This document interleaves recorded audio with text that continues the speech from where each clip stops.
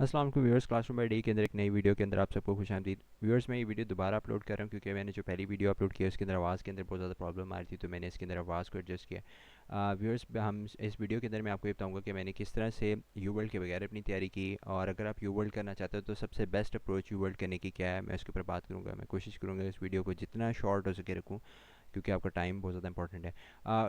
Viewers, मैंने एक WhatsApp group बनाया है, उसका जो क्यूआर कोड है यहाँ पे है, आप इसको स्कैन करके व्हाट्सएप ग्रुप को ज्वाइन कर सकते हैं। व्हाट्सएप ग्रुप के अंदर मैं कोशिश करता हूँ कि डेली टास्क अपलोड करूँ। मेरी कोशिश है कि 6 to 8 मंथ के अंदर हम जो है अपना यूएसएमएल स्टेप 1 का सिलेबस कवर करें। ज़रूरी नहीं है कि आप इसको कवर करें, इसके अंदर ये है कि आप इस ग्रुप को ज्वाइन करके मुझसे डायरेक्ट कोई भी क्वेश्चन पूछना चाहते हैं वो क्वेश्चन पूछ सकते हैं। मैं कोशिश होगी कि जितनी मैं अवेलेबल हो कि आपके लिए सारी जो जितना आप चाहते हैं आपको ज़रूर इसके बारे में गाइड कर सकूँ। So moving forward viewers, first thing first, people lie, a lot of people lie. उसकी रीज़न ये है कि कुछ चीज़ें वो बताने से बता नहीं सकते, कुछ कॉपीराइटेड होती हैं, कुछ इस तरह की चीज़ें होती हैं, कॉन्फिडेंशियल होते हैं, वो बता नहीं सकते। कुछ ऐसी चीज़ें होती हैं जो वो बताना चाहते नहीं है, सेल आउट होते हैं, देर वर्किंग फॉर अदर कंपनीज और ग्रुप, सो इसलिए एडवाइस होते हैं हमेशा बाइज्ड होती है। तो इस वीडियो के अंदर मेरा पॉइंट ऑफ व्यू ये होगा कि मैं आपको हर चीज़ आपके सामने straightforward as it is जो है वो आपके सामने रखूँ। आपने डिसाइड करना है व्हाट वर्क्स फॉर यू, और जो चीज़ आपके लिए बेहतर काम करती है आपने उसको फॉलो करना है, और इस चीज़ को फॉलो करते हुए हमारी कोशिश होगी इंशाल्लाह कि मैं आपको, मेरी कोशिश होगी मैं आपको इंशाल्लाह बेहतर से बेहतर गाइड करूँ। सो मूविंग फॉरवर्ड, एक वीडियो जिनसे यूट्यूब पे मैंने देखी, उसमें उसमें बंदा बता रहा था कि मैंने जो है यूएसएमएल आरएक्स का क्यू बैंक किया, मैंने फर्स्ट एड की, मैंने बीएनबी की। अब बात यह है कि B N B UWorld, B N B, USMLE Rx और फर्स्ट एड जैसे तीनों एक ही ग्रुप के जो है ना, एक ही कंपनी है जो इसको रन करती है। तो बेसिकली उसमें एक क्वेश्चन ये पैदा होता है कि generally did he do this, कि उसकी 270 स्कोर किया, because these are question bank जो कोई यू वर्ल्ड और एम्बोस को एग्जॉस्ट करके फिर इन क्यू बैंक्स की तरफ आता है। तो मेयरली इनके ऊपर नहीं डिफाइन करता, you have to do either of these two like boost up your preparation, और एनबीएम जो है ये लैंडमार्क है। तो फिर क्वेश्चन ये आता है कि मैंने यू वर्ल्ड के बगैर किस तरह की, वो मैं आपको बात बताता हूँ। सो द पॉइंट इज़ कि यू वर्ल्ड जो है अपनी फर्स्ट एड खुद कह रही है कि ए प्लस जो है ये जो रिसोर्स है, और जो U S M R X है वो ए नेगेटिव है, ए माइनस है। तो देंगे इसके, आप इसके ऊपर, आप वीडियोस के ऊपर जो इंटरनेट पे वीडियोस जो भी कोई हर बंदा कह रहा है आप उस पर रिलाई नहीं कर सकते। तो आपको ये है कि इस वीडियो के थ्रू मैं आपको बताऊंगा आपने फैसला कैसे करना है। So moving forward, why only UWorld और एम्बॉस। बेसिकली बात ये कि अगर आप देखें तो यू वर्ल्ड और एम्बॉस के अंदर, यू वर्ल्ड के अंदर 3600 प्लस क्वेश्चन है, एम्बॉस के अंदर 2700 प्लस क्वेश्चन है। फिर इन क्वेश्चन की एक्सप्लेनेशन है। अगर आप वो सारी चीज़ें करते हैं तो इन दोनों जो रिसोर्स के बनाने वाले हैं उनका कहना ये है कि अगर आप हमारा जो रिसोर्स है इसको आप कवर करते हैं तो हम आपको ये इंश्योर करवाते हैं कि आपका सारा सिलेबस थॉरली कवर हो जाएगा और आपको हर चीज़ों से हम हर चीज़ कवर करेंगे। सो बेसिकली ये रीज़न है इन दोनों रिसोर्सेज की। अब बात ये कि एन बी ए के जो 200 क्वेश्चन है, अगर आप इन 200 क्वेश्चन को लेट्स से आप जो फ्रेश रिसेंट 5 ईयर मिनिमम 5 करते हैं, तो दैट इज़ लाइक 1000 क्वेश्चन। अब ये 1000 क्वेश्चन आप करेंगे, इनकी एक्सप्लेनेशन भी आप पढ़ते हैं, तो इसका मतलब ये है कि आप एक सिग्निफिकेंट अमाउंट ऑफ क्वेश्चन है, सिग्निफिकेंट नंबर ऑफ क्वेश्चन है वो आप साथ टेस्ट करें। तो वो जो बात रह जाती है ना कि एन बी करने से या यू एल ना करने से आपकी जो एग्ज़ाम की प्रैक्टिस वो नहीं होती, I think that's pretty much a myth. तो आप ये जो सिर्फ एन अगर आप करते हैं तो आपका काफ़ी कवर हो जाता है। तो ये चीज़ है कि ये जो इन दोनों की इंपॉर्टेंस ये है कि अगर आपके पास बहुत ज़्यादा टाइम है और आपके पास कोई ऐसी इन्फॉर्मेशन फर्स्ट एड है, क्योंकि फर्स्ट एड हमारा जो है ना वो बेंचमार्क फर्स्ट एड है।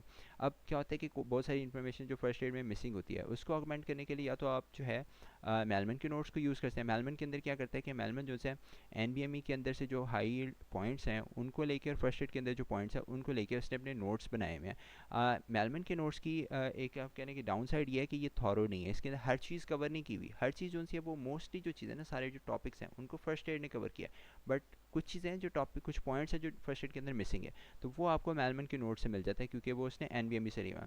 अब बात ये थी कि एन जो है इनकी इंपॉर्टेंस क्या है। एन जो है national board of medical education जो है, पार्ट में अगर किसकी एब्रिवेशन मैंने गलत बताइए, तो ये जो है ना, ये जो बोर्ड है, ये बोर्ड वो लोग हैं जो यूएसएमएल स्टेप 1 का पेपर सेट करते हैं, ठीक है। तो जिन्होंने यूएसएमएल स्टेप 1 का पेपर सेट करते हैं वही एनबीएमई के क्वेश्चंस बनाते हैं। तो ये एक बेसिकली एक वेरी गुड असेसमेंट टूल है जो कि एग्जाम से, जिसकी जो डिफिकल्टी लेवल है, जो इसकी जो चीज़ें हैं वो एग्जाम से बहुत ज़्यादा रेलेवेंट है। तो इसलिए ये होता है कि आप यू वर्ल्ड करें या एम्बॉस नहीं भी करते, आपको एनबीएमई ज़रूर करनी चाहिए ताकि आपको पता लगता है कि आप किस लेवल पे और किस पॉइंट पे चल रहे हैं। तो अगर आप 1005 जो है रीसेंट एन भी करते हैं तो आपके 1000 क्वेश्चन होते हैं, उनकी एक्सप्लेनेशन में से, उनके आंसर्स में से आप जो कॉन्सेप्ट्स को रिव्यू करेंगे, आपकी जो है काफ़ी सारा, लेट्स से 80% तक, ऑलमोस्ट 90% तक आपका जो सिलेबस है वो कवर हो जाता है एन से। तो इसी वजह से मैं ये बताऊंगा कि मैंने अच्छा दूसरी बात यह थी कि मेलमन के नोट्स अगर आप कर लेते हैं तो क्वेश्चन ये पैदा होता है कि मेलमन के नोट्स के अंदर एनवीएमई से डायरेक्ट इन्फॉर्मेशन है, तो ऐसा तो नहीं हो सकता कि अगर हम मेलमन के नोट्स करेंगे तो हमारा एनवीएमई का जो स्कोर है वो आर्टिफिशियली जिनसे वो ज़्यादा आएगा। तो उसका आंसर ये है कि जब मैंने अपनी प्रैक्टिस की थी तो मेरे 204 जो से थे एनवीएमई के अंदर आए थे एक के अंदर, और दूसरे एनवीएमई के अंदर मतलब पीक ऑफ प्रेप के ऊपर आए थे मेरे 208। तो आई वाज लाइक कि यार अगर मैंने मेलमन के नोट्स रिवाइज़ किए होते तो मेरा तो स्कोर इसमें ज़्यादा आना चाहिए। बट मैंने जब यू वर्ल्ड की असेसमेंट दी थी तो यूवर सेल्फ असेसमेंट 1 के अंदर मेरा स्कोर आया था 237। सो द पॉइंट इज़ कि अगर मैंने मेलमन के नोट्स की वजह से मेरा स्कोर ब्लोट होना था तो वो एनबीएमईज में होता, यू वर्ल्ड में कैसे होता? तो इसलिए आई थिंक ये प्रेटी मच एक मिथ है, क्योंकि उसकी वजह ये है कि अगर आप लेट्स से कि 3 मंथ्स पहले आपने जो है वो मेलमन के नोट्स पढ़े इस पॉइंट ऑफ व्यू से कि इसके अंदर जो हाई यील्ड इन्फॉर्मेशन आपने फर्स्ट पीरियड में एनोटेट किया और आपने वो इन्फॉर्मेशन कोई मिस ना हो, तो जब आप 3 मंथ्स के बाद आप करेंगे तो आपका ब्रेन जो है ना, किसी का भी ब्रेन इतना ज़्यादा फोकस नहीं होता कि वो मेलमन के नोट्स के अंदर से की पॉइंट याद रखे और वो कहे कि जी हाँ ये मेलमन के अंदर बात आई थी तो क्वेश्चन का आंसर ही है। तो एग्जैक्टली ऐसा होता नहीं है। उसको मजीद टेस्ट करने के लिए आप यू वर्ल्ड की असेसमेंट दे सकते हैं, जो कि ऑब्वियसली एक न्यूट्रल रिसोर्स है, वो आपको बता देगा आपकी प्रेप किस लेवल पर खड़ी है। तो ये चीज़ है कि अब आप जो है सर तैयारी की थी कि अब बात यह कि why did I not use you world और एम्बॉस। उसकी वजह ये थी कि मैं मेरे पास जब टाइम कम था तो मैंने स्केची के लेक्चर जो है वो कवर टू कवर किया। हर चीज़ के लिए स्केची की, बायोस्टैट बायोकेमिस्ट्री हर चीज़ के लिए मैंने स्केची जो है ना उसको कवर किया। आई लाइक स्केची क्योंकि कार्टून्स होते थे मेरे लिए, वो मेमोराइज़ करना आसान होता था। तो चीज़ थी, लेकिन जो मेरा जो बेसिकली इस तरह से जब मैंने पूरी स्केची कर ली, एक दफ़ा पूरी कवर टू कवर स्केची कर ली, उसके बाद मैंने जब फर्स्ट एड पे आया तो मैंने देखा कि कौन सी चीज़ है जो स्केची ने कवर नहीं की, कोई ऐसी चीज़ है जो मैंने स्केची ने मिसिंग। तो बहुत सारी ऐसी चीज़ें थी, स्पेशली गायनी के यूनिट थे जो स्केची ने कवर नहीं किए थे, उनको कवर करने के लिए फिर मैंने फर्स्ट एड को थॉरली पढ़ा फर्स्ट एड के। लेकिन ये कि स्केची से मेरी मेन चीज़ें कवर थी, इस वजह से मुझे इतना ज़्यादा टाइम लगा नहीं फर्स्ट एड पढ़ने में। लेकिन उसके अलावा ये होता है कि आपके पास रैंडी नील की वीडियोज़ हैं बायोस्टैट के लिए। स्केची के अंदर बायोस्टैट भी काफ़ी कवर हो जाती है, but there are some things जो कि आपको रैंडी नील से समझनी पड़ती हैं, तो वो आप जो है रैंडी नील को यूज़ करते हैं। फिर जो है डर्टी मेडिसिन, कुछ ऐसी वीडियोस हैं, एथिक्स की प्लेलिस्ट है, बायोकेमिस्ट्री की प्लेलिस्ट है, जो है वो आपकी फ़र्स्ट एड से इतनी अच्छी कवर नहीं होती, तो आप डर्टी मेडिसिन की जो प्लेलिस्ट है उनको आप देखें। मैं हाईली रिकमेंड करूँगा कि आप इसकी जो एथिक्स की प्लेलिस्ट है और बायोकेमिस्ट्री की वो चीज़ें जो आपको नहीं आती फर्स्ट एड से या स्केची से नहीं आपको समझ आती है, वो यहाँ से करेंगे तो आपको उसका काफ़ी फ़ायदा होता है। मेलमन के नोट्स के अंदर से जो है कुछ चीज़ें थी एथिक्स की, उसका जो है एक पीडीएफ है वो बहुत इफेक्टिव है। आई थिंक उसके अंदर से काफ़ी चीज़ें जो थी वो आपको क्लियर हो जाती है, आपको बेसिक बन जाती है कि आपने एथिक्स के क्वेश्चंस को किस तरह से अप्रोच करना है।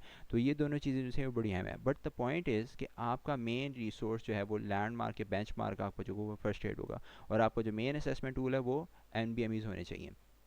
यू वर्ल्ड एम्बॉस इसके साथ हैं।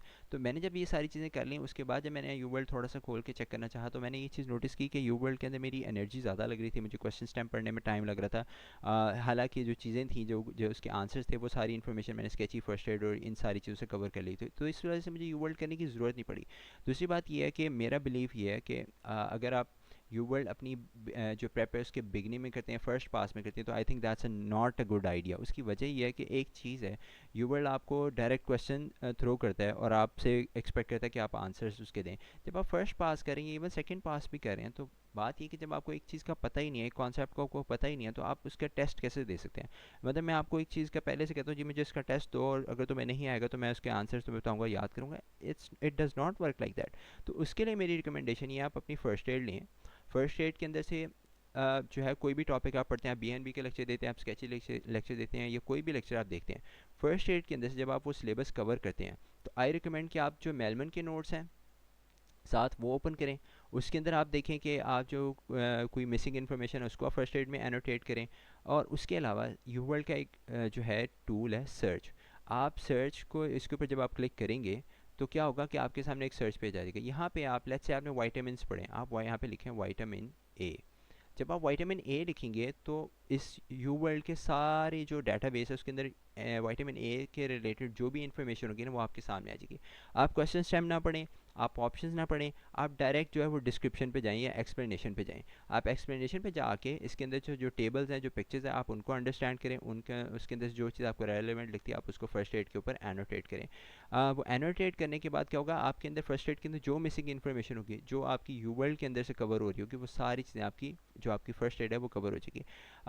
दूसरी चीज़ ये है कि आई वुड से कि be very careful about it. हर चीज़ आपको एनोटेट करने की ज़रूरत नहीं होती। बहुत शॉर्ट शॉर्ट पॉइंट्स होते हैं जो मेलमन से आपको गाइडलाइन मिल जाती है, जो टू द पॉइंट चीज़ होती है, सिर्फ वो आपने यू वर्ल्ड से करनी थी, क्योंकि यू वर्ल्ड में बहुत ज़्यादा एक्सटेंसिव चीज़ें लिखी होती हैं जो कि क्वेश्चन में अक्सर पूछी जाती नहीं है। तो इसलिए अगेन आई वुड से कि यू वर्ल्ड के कंपैरिजन में N B M E is a very good जो असेसमेंट टूल है। यहाँ पे मैंने एक और चीज़ बतानी थी कि इसलिए फ़र्स्ट पास में आई वुड नॉट रिकमेंड कि आप जो टेस्ट बोर्ड बना के चाहे ट्यूटर टाइम जो भी आप करें, आई वुड से कि आप बस पहले रीडिंग करें, ताकि अब आपने जब रीडिंग करोगे तब आपके लिए क्वेश्चन करना आसान हो गया। दूसरी बात आती है कि आप क्वेश्चन आते हैं how I prepared for step one without you world. तो वो इसका आंसर इसी स्लाइड में है कि जब मैंने फर्स्ट एड इन सारी चीज़ों से कर ली थी तो मुझे इसकी ज़रूरत नहीं पड़ी कि मैं जो है दोबारा असेसमेंट करूँ। So at this point in time जब मेरी सारी चीज़ें हो गई थी तो मैंने सारा कुछ करते I could have used you world और एम्बॉस्ड कि अपनी मैं जो है तैयारी जिसको मज़ीद स्ट्रेंथन करूँ।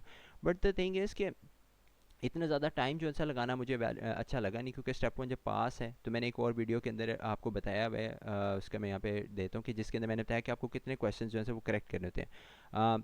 तो ये है कि ये वाला पॉइंट था। मैंने अपनी तैयारी जो सिर्फ 15 मार्च से ऑनवर्ड शुरू की विद वन जॉब। तो इस जॉब के अंदर ये होता था कि I used to get only 2 to 4 days जो है वो 2 to 3 डेज़ मुझे मिलते थे, या 1 to 2 डे मिलता था। वीकेंड पे मैं सिर्फ पढ़ पाता था। तो इस पॉइंट पे आई could not do you world. तो मैं फिर क्या करता था कि मैं जो है वो सिर्फ स्केची फॉर 4 मंथ्स ये चीज़ चलती रही। तो मैं सिर्फ ये करता था कि मैं स्केची देखता था और फर्स्ट एड से जो है वो जो चीज़ मुझे रेलिवेंट लगती थी वहाँ से थोड़ा पढ़ लेता था, बट मेरा मोस्ट जो फोकस था ना वो सिर्फ स्केची पे था। तो फॉर 4 मंथ्स मैं ये करता रहा। उसमें यह था कि जब मैंने 4 महीनों के बाद देखा कि 5 जुलाई तक when I scored I think U W S A के बेसिकली, या एक्चुअली ये बता कि इस पॉइंट पे आके मेरा जो स्कोर था वो 62% से 64% आया एन बी एम ई में। तो इस पॉइंट पे मैंने डिसाइड किया कि now I am pretty much prepared for you world, और मैंने अपनी जो जिस फील्ड में मैं जॉब कर रहा हूँ मैंने इसको परस्यू करना नहीं है। तो इस पॉइंट पे मैंने फिर क्या किया कि मैंने अपनी जॉब जो है इसको छोड़ दिया और जो है मैंने फिर डेडिकेटेड होकर इसके ऊपर तैयारी की। यहाँ पे मैं ये बात बताना चाहता हूँ कि 4 मंथ्स के अंदर मैंने अपनी जो पूरी फर्स्ट एड की फर्स्ट पास है वो इस तरह से, फर्स्ट एड जो है अगर आप कहने मुझे मैंने टेक्स्ट बुक नहीं पढ़ी थी, तो मैंने सिर्फ फोकस स्केची पे ही था। तो इसलिए मैं ये बात बताना चाह रहा हूँ कि मैंने चीज़ करके जब स्केची से करके मेरा काफ़ी सिलेबस कवर हो गया था, तब जाके जब मेरा इसके पास 62 के ऊपर जब जो है ना को एन बी एम ई के असेसमेंट को टच किया, तो उस पॉइंट पे मैंने जॉब छोड़ दी। सो बेसिकली इस पॉइंट के बाद 5 जुलाई से ऑनवर्ड जो से था मैंने थॉरली जो प्रिपरेशन वो शुरू की थी। फॉर 5 मंथ्स मेरा ये था कि मेरी कोई कमिटमेंट नहीं थी, कोई जॉब नहीं थी, और मैंने फिर उसके ऊपर जो है ना प्रॉपर जो प्रिपरेशन शुरू की थी। इसमें ये चीज़ थी कि 5 मंथ्स के बाद बेसिकली इस तरह से था कि जब मैंने इन प्रेप शुरू करने से पहले यूसा जो है यूसा दिया, तो मेरा जो फर्स्ट असेसमेंट था it was like I think 86 out of 120।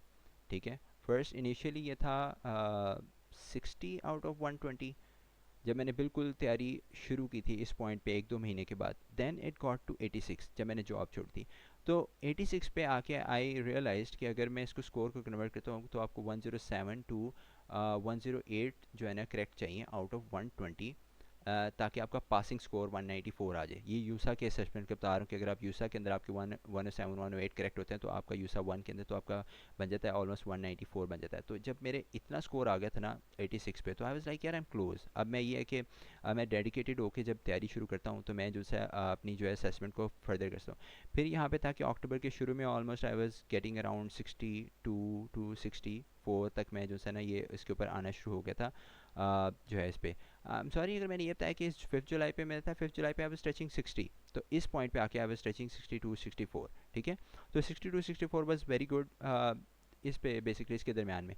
22 of October के यूसा 1 के अंदर आई स्कोर 237। तो ये वाला वो पॉइंट था जब मैंने आई वाज मेरा था असल में इसमें बना था 70% करेक्ट। तो ये वाला वो पॉइंट था when I was very confident कि अब जो है ना मैं 1 or 2 वीक्स के अंदर एग्जाम बुक करवा के एग्जाम देता हूँ। But unfortunately on the 24th my mother passed away. तो उसमें फिर ये था कि आई वाज लाइक शॉक्ड। फिर almost for 1 to 2 months I could not study, could not focus. तो फिर ये था कि I had to take a gap, और फिर मुझे ये दोबारा जब मैंने रिज्यूम की थी तैयारी तो मुझे मेक श्योर करना था कि मेरे जो 70% दोबारा दोबारा आ रहा है कि मैं 70% दोबारा टच करूँ। तो उसके बाद ये था कि आई वाज गेटिंग अराउंड 66 68 एक एनबीए में मेरा आया। तो उस वक्त भी आई वाज लाइक मैं थोड़ा सा ज़रा कंफ्यूज था कि अभी एग्ज़ाम बुक करूँ या ना करूँ, बट फॉर्चुनेटली ये हुआ कि जब मैंने जनवरी के शुरू में देखा तो मेरा जो फ्री 120 है इसके अंदर 70% आया, and back to back I score 68 again in NBME. तो आई वाज कॉन्फिडेंट कि इस पॉइंट पे मैं अगर एग्ज़ाम बुक करता तो आई वुड नॉट फेल। तो जनवरी के मिड शुरू में एग्ज़ाम बुकिंग नहीं होती, जनवरी के एंड पे एग्ज़ाम बुकिंग होती, then I book the exam and took the exam in January 2025 and I pass. इसमें ये है कि आई वुड स्टिल से अगर आपका if you are doing a block and if you getting like out of 40 questions, आप like say कि you are doing around 32 to 33 questions correct कर रहे हैं और आप इनके बारे में श्योर हैं, और बाकी 7 to 8 क्वेश्चन अगर आप गलत करते हैं तो you're in a very good position. Exam में आप एग्ज़ाम देते हैं, you're in a very good position to pass. उसमें एक और चीज़ ये है कि बिफोर दिस 3 months से पहले आई वाज डूइंग अराउंड 12 इनकरेक्ट्स पर ब्लॉक, ठीक है। तो ये जो चीज़ थी कि इतना करा था, देन आई गॉट अराउंड 10, और ये था कि जब 70 पे आया तो ऑब्वियसली 70 पे अगर आप करते तो दैट्स 30 आउट ऑफ 40 करेक्ट्स। लेकिन जब एग्ज़ाम में था तो आई वाज मेरे 7 to 8 जो है ना क्वेश्चन थे जिनके बारे में मैं श्योर नहीं था, 30 to 33 के बारे में आई वाज श्योर कि ये इस तरह ही है। तो it's a very good point अगर आपके 70% आ जाता है मिनिमम, तो आप एग्ज़ाम बुक करके कॉन्फिडेंटली आप एग्ज़ाम पास कर सकते हैं। But getting to 75 it's a lot, इसमें काफ़ी टाइम लगता है। मैं ये कहूँगा कि फ़ायदा ज़रूर होता है अगर आप 75% करते हैं, क्योंकि आप जितनी अच्छी तैयारी करते हैं आपको स्टेप 2 में इतनी ज़्यादा जो है वो हेल्प हो जाती है। लेकिन I think 70% is a very good standard to pass. But मैंने एक और वीडियो में बताया हुआ है, उसका भी मैं यहाँ पे कहीं पे लिंक दे दूँगा कि किस तरह आप 62 आपको मिनिमम कितने चाहिए पास करने के लिए। तो आई होप कि वीडियो आपको काफ़ी हेल्प की है। I am sorry uploading late, previously video quality का मसला था। Anyways see you guys in the WhatsApp group, और see you in the next videos. अल्लाह हाफिज़।